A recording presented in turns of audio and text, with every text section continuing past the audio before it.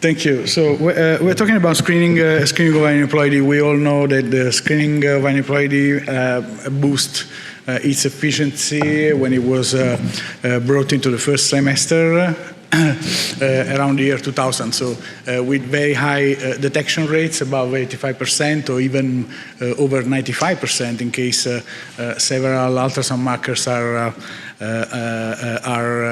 considered to evaluate the risk, especially for trisomy 21 Down syndrome. The main problem still is that about 1 in 20 pregnant women undergo an invasive procedure because of a false positive of this approach.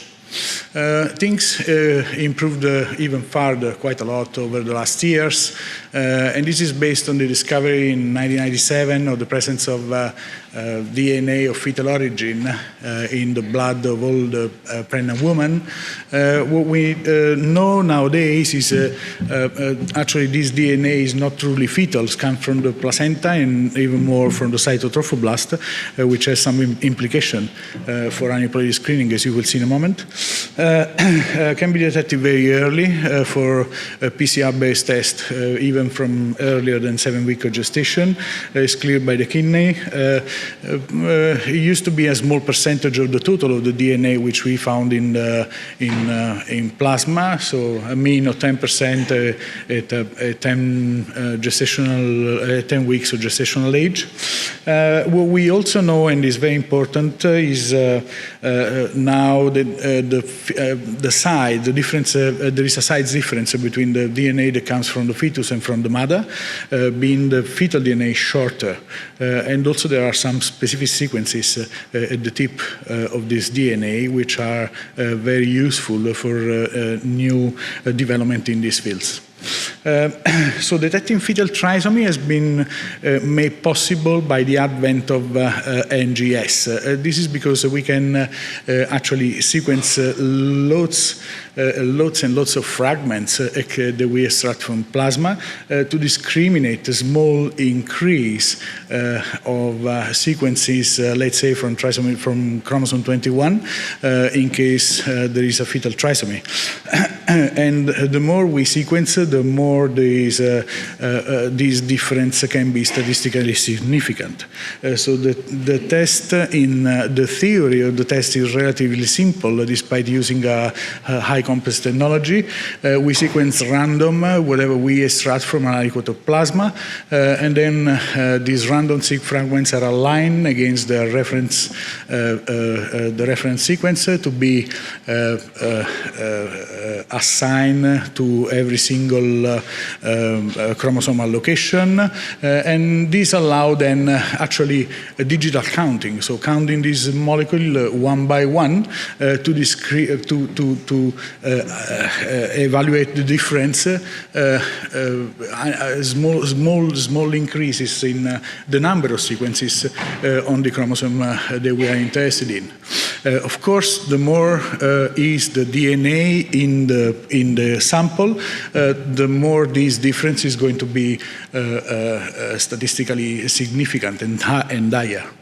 And actually, this is what has been done since its introduction in clinical cases in 2011, and this is data from the first validation study using random massive parallel shortcut sequencing for trisomy 21 screening. So you can see how applying a simple counting statistic like a Z-score analysis with a fixed cutoff around 3, you can discriminate positive and negative, and you can also see how the more the DNA come from the fetus, the more this difference is significant. You can also see there are false positives and false negatives using these approaches. In order to try improve above all the specificity of the test, other company, this is actually Lumina, used two different cutoffs to define a sort of gray zone, which basically result in a higher cutoff for pure trisomy, giving better stats for test specificity.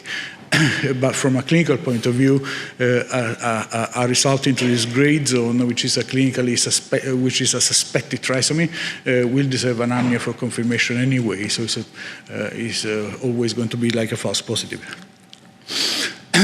In the early days, also approaches has been developed to try to improve the efficiency of sequencing in a way by targeting sequencing only to the chromosome we are interested in, which is basically 21, 13, 18, and eventually X and Y, using targeted approaches. This was very useful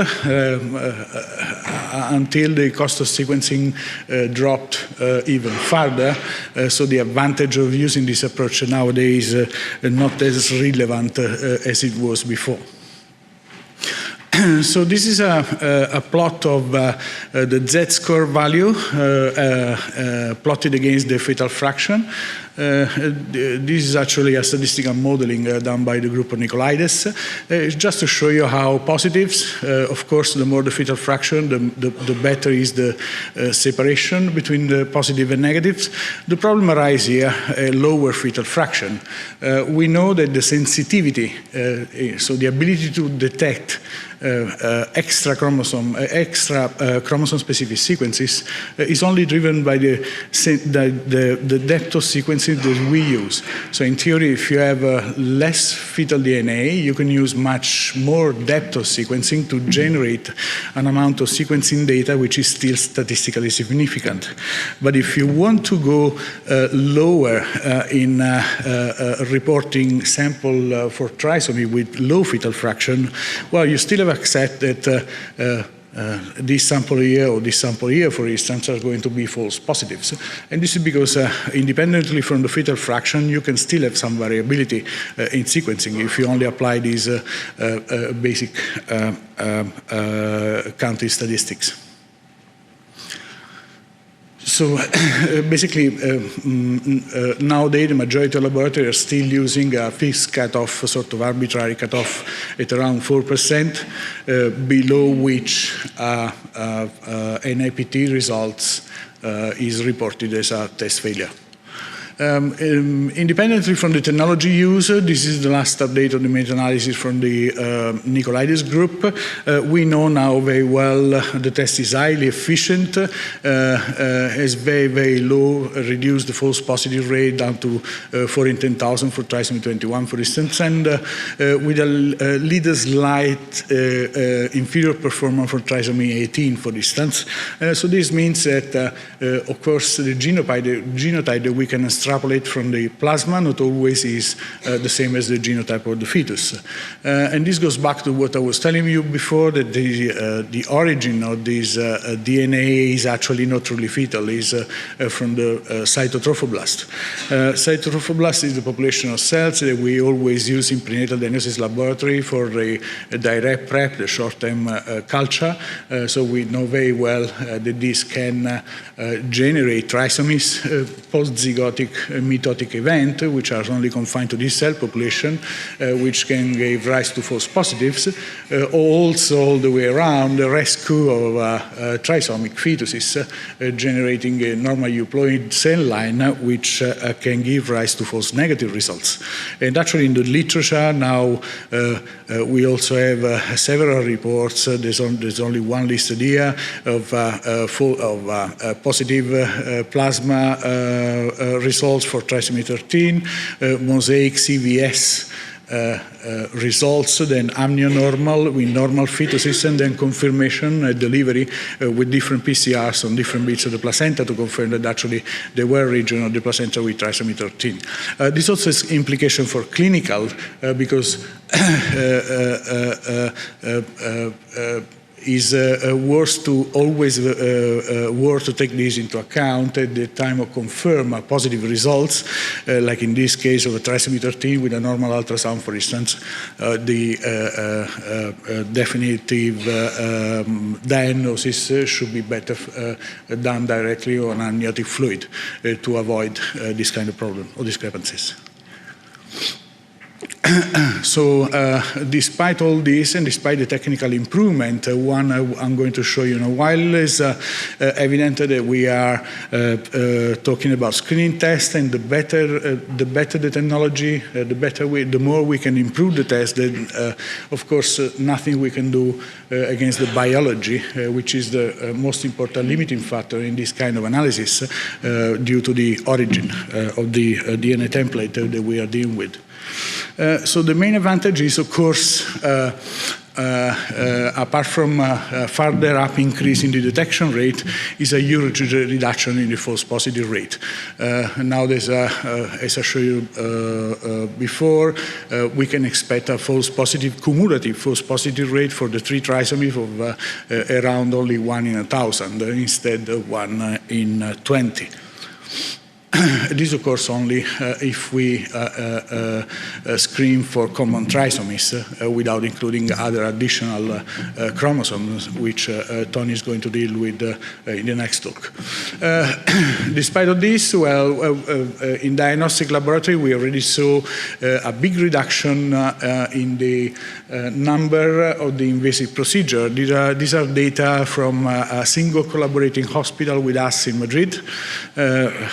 The number of invasive procedures they were performing in 2012 when we introduced first the NIPT screening, and then how the total number went down to only 1/3, with even a sharper reduction in the sort of low-risk indication, like amniocentesis just performed for maternal anxiety, which is one of the advantages in these tests.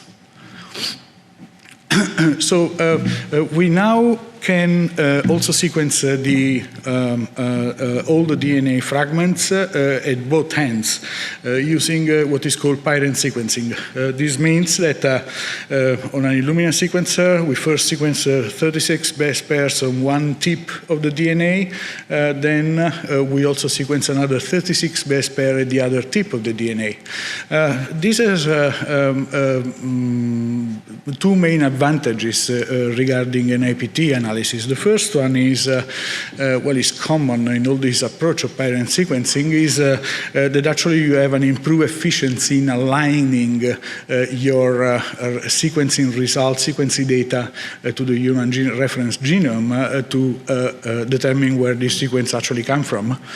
And this is why, this is because if you actually align sequences one by one, like in this example here, you have these two sequences which are not going to be included in the analysis as they fall within repeat regions. But if you align these together with this pair, on the other hand, these are still useful to be aligned.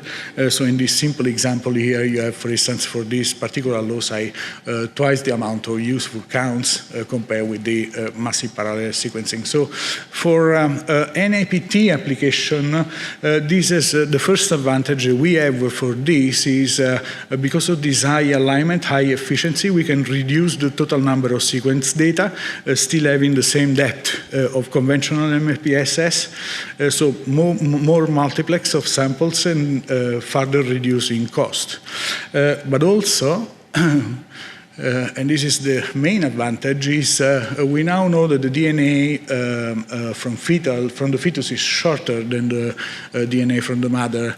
And especially this peak here, around 143 base pair, is the one that is of much more interest for this application. It is almost only absent, totally absent in the mother and purely fetal. So we can use these ratios also to calculate the amount of fetal DNA in the sample independently from fetal sex, for instance, without the need of relying on SNP analysis, for instance.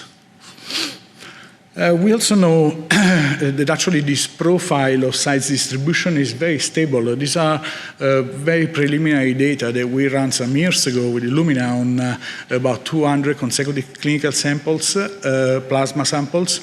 You can see the profile of the size distribution is always basically kept and always the same. So it doesn't depend from factors like maternal weight, maternal age, gestational age, risk category.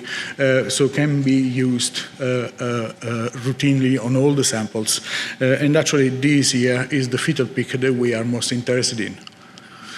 So if we compare this with the conventional counting statistics, we can still do with parent sequencing. Of course, we can still perform the conventional counting on the total, relying then on high depth sequencing to discriminate difference only on a small proportion of our samples. But then, if we, of all these fragments that we are using, we also know which one are highly enriched for fetal DNA, we can also repeat the counting only on this one, and of course it's logical to expect that the difference is going to be much sharper than if you want to quantify only, let's say, 10% of a sample, which is 90% of maternal origin.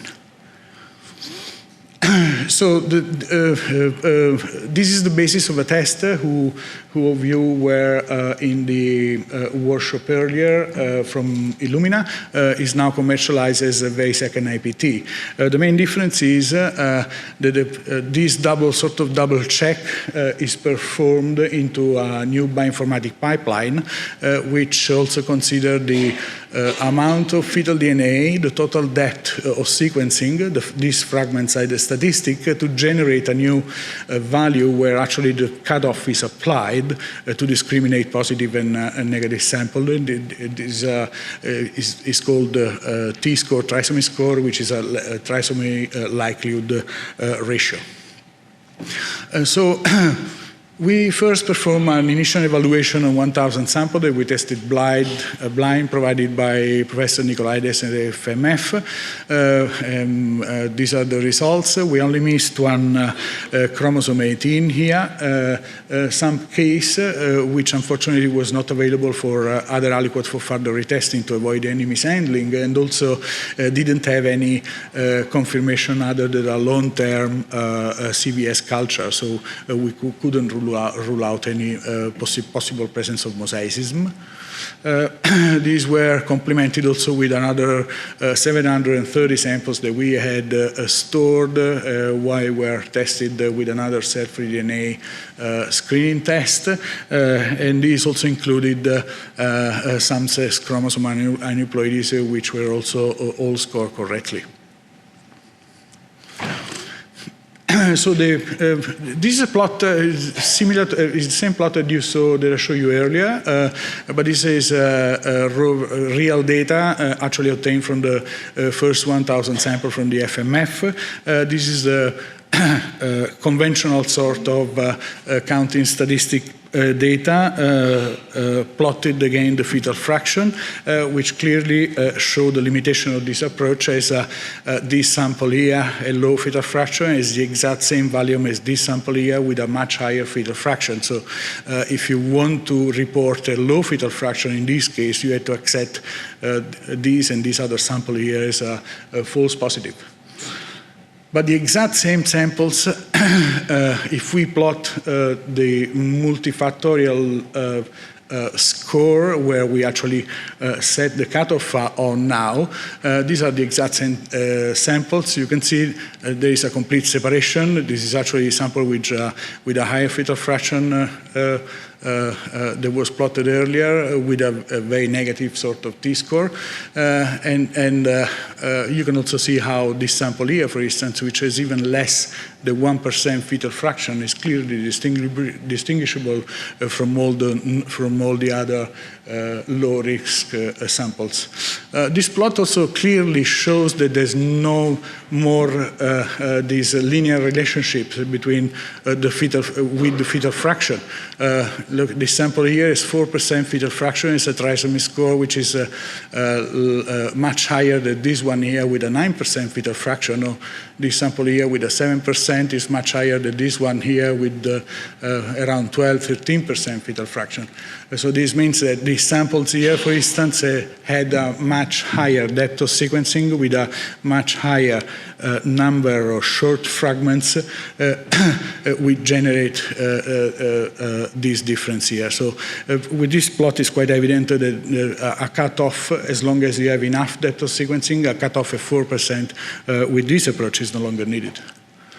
So we are using this test in clinical cases since about September 2005. We tested more than almost 60,000 consecutive clinical campos by now. I want to present to you this data on the first little bit more than 20,000 because these are all reached term. So the test has been performed in our lab within 5 days for sampling. From sampling, we only use 1 milliliter of plasma. The turnaround time since we received the sample in the lab used to be between 2, maximum 3 days because we set up batches of 100 every single day. So even if there's a technical failure or a test that needs to be repeated, can be repeated on the same sample on the next day. All samples are tested for common trisomies. We were also asked to include X and Y aneuploidies in a little bit more than half of samples. 98% of high-risk results, we also had direct confirmation of the results with a QA-PCR either in amniotic fluid or CVS. We was performing in our same laboratory. All pregnancy, as I mentioned, were reached to term. The rate of invasive procedure for confirmation of X and Y aneuploidy is much lower. Only in about 50% of these cases, at least we are aware of, patients underwent an invasive procedure to confirm the results prenatally. So the population, these are the indications. You can see it's a quite general population enriched for low, medium risk, very few cases with a normal ultrasound.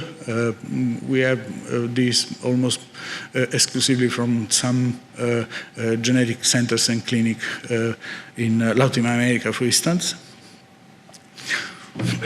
And these are actually the results. So we tested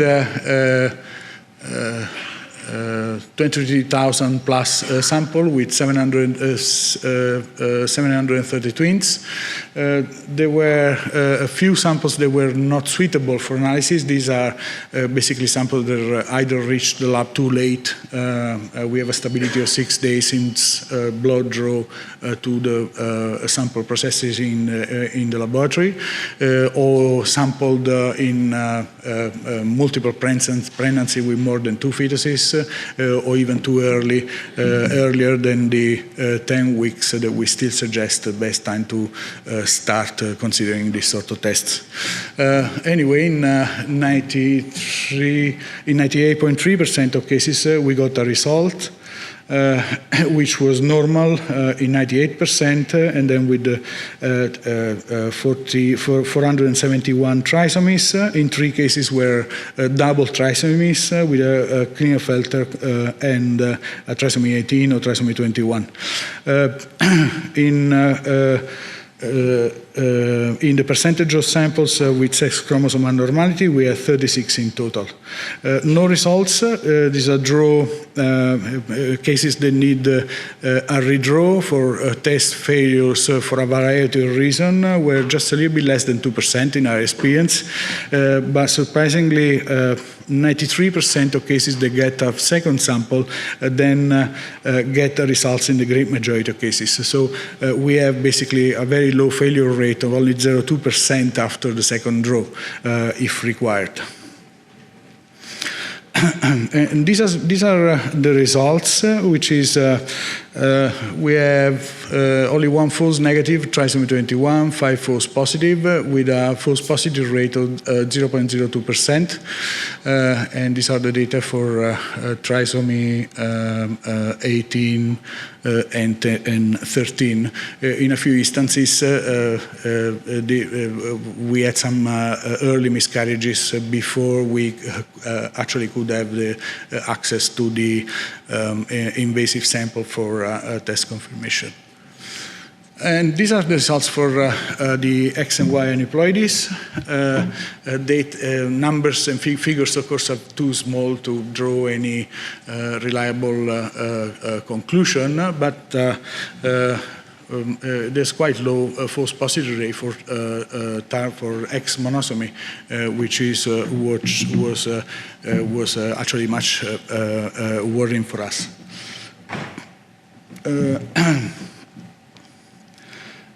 So if we look at the subset of samples we actually were reported with less than 4% fetal fraction, these were about just a little bit more than 5%. We detected all trisomies in this subset of samples with only 2 false positive for trisomy 21. So with a false positive rate of 1 in 1,000 for this subset of samples. 84% in total samples with low fetal fraction were reported, including 24 twins, and needed a total of 48 redraw to have these results. Interesting is the total of these trisomies 18 and 13 that we observe in this subset of sample here are actually 20% of the total of all the trisomies in all the series, which actually confirm that there is an increased risk for these trisomies in pregnancy with low fetal DNA. And actually, we already know from quite some time that trisomy 18, for instance, is one of the causes of having less fetal DNA in maternal blood. So in conclusion, we can definitely say the massive parallel sequencing, at least for NIPT, is already cost effective. And this is mainly because, as I mentioned earlier, because of the increased efficiency in alignment, allow us to a higher degree of multiplexes, so a cost reduction for sequencing. Also, the procedure has been developed fully automated, which allows single operator to easily process large batch number, which also include to reduce overall costs. This new bioinformatic approach, which has been developed and validated over our 3 years almost of experience, is definitely showing very efficient in increasing detection rate, reducing the false positive rate, and especially a low concentration of free fetal DNA, because it's also useful, as you saw, there's helped in completely remove this arbitrary limit of 4% or 3.5% to report. All trisomies and low fetal fraction in this series were correctly scored. And actually, these didn't affect too much the overall detection rate, which increased only by almost a residual value here. And the increased frequency of trisomy 13 and 18 that we confirmed in our series are also further confirmation that of the utility of extending the benefits of self-DNA screening also to to a larger proportion of pregnancy, and also to pregnant women with lower percentages of free fetal DNA. So just to acknowledge my colleagues in the lab, which are used to work under severe pressure sometimes, and a big thanks for your attention. Thank you.